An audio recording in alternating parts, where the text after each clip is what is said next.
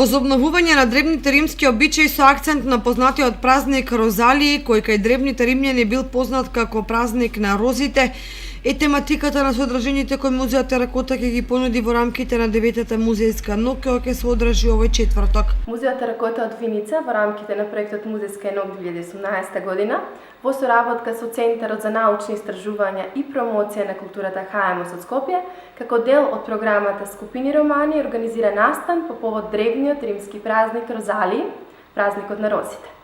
Целта е поширока промоција и популаризација на културното наследство од римскиот период, поврзани со современите македонски народни празници, верувања и обичаи. Проектот е поддржан од страна на Министерството за култура на Република Македонија и со поддршка на општина Виница.